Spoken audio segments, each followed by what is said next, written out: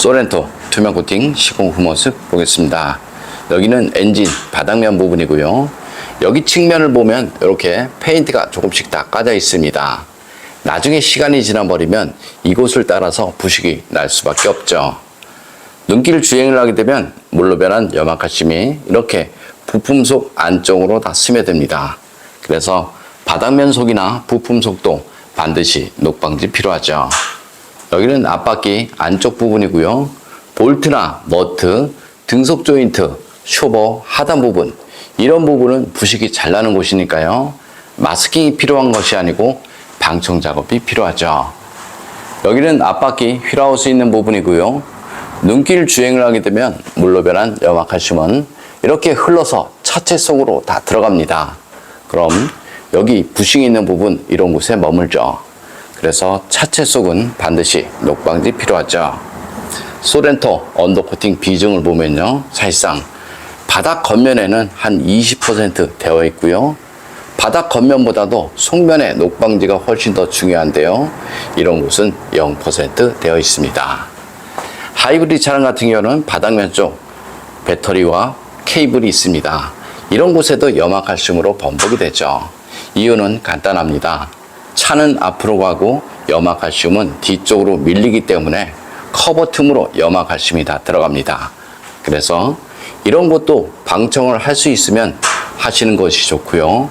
전기장치나 센서, 커넥터 부분에는 저렴 코팅제를 이용해서 시공하시면 됩니다. 바닥면 쪽의 언더코팅은 사실상 보이지 않고요. 벤츠나 아우디 차량을 보면 여기 바닥 속면에는 방청제가 흘러 넘칠 때까지 시공이 돼서 나옵니다. 하지만 우리나라 차량은 그런 거 없습니다. 여기 뒤쪽 서스펜션이 있는 부분이고요. 이런 곳은 염화칼슘이 흐르죠. 볼트나 너트 이런 곳은 염화칼슘이 머무는 곳이죠. 여기도 마찬가지 이렇게 용접 부분을 따라서 페인트가 까져 있습니다. 10년 이상 된 차량을 보면 어디에 녹이 나는지 금방 알 수 있습니다. 여기는 뒷바퀴 휠하우스 있는 부분이고요. 이런 곳은 염화칼슘이 흐르죠. 그럼 이런 곳은 부식이 덜 나는 곳이고요. 이런 접합 부분 틈으로 물로 변한 염화칼슘이 스며드니까 자동차 녹방지는 이런 곳에 두껍게 하는 것이 아니고요. 좁은 틈새, 볼트, 너트, 부식 있는 부분 이런 곳에 꼼꼼하게 코팅을 해야지 자동차 부식 방지가 된다. 이렇게 생각하시면 됩니다. 예전 같은 경우는 눈이 오면 모래를 이용해서 제설 작업을 하였습니다. 그때는 여기 바디 겉면만 두껍게 코팅을 하면 자동차 부식 방지가 되었습니다. 하지만 지금은 돌팀 방지가 아니고 물로 변한 염화칼슘 방지를 해야 되기 때문에 이런 곳이 아니고 좁은 틈새 이런 곳에 꼼꼼하게 코팅을 해야지 녹방지 될 수 있습니다.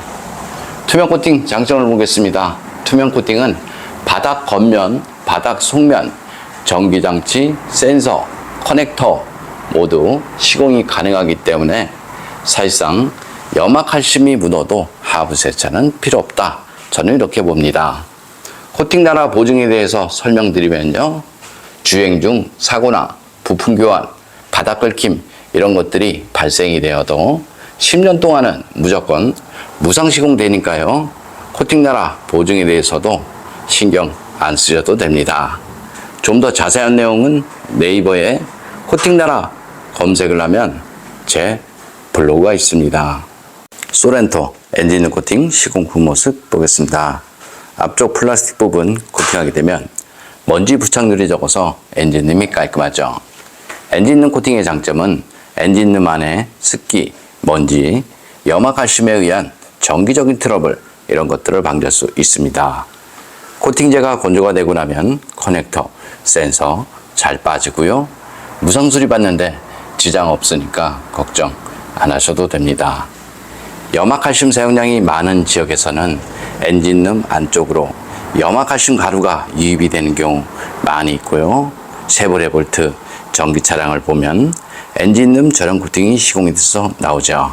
그래서 염화칼슘 사용량이 많다라고 생각되면 언더 코팅을 할 때 엔진룸 저렴 코팅 하시는 것이 좋습니다.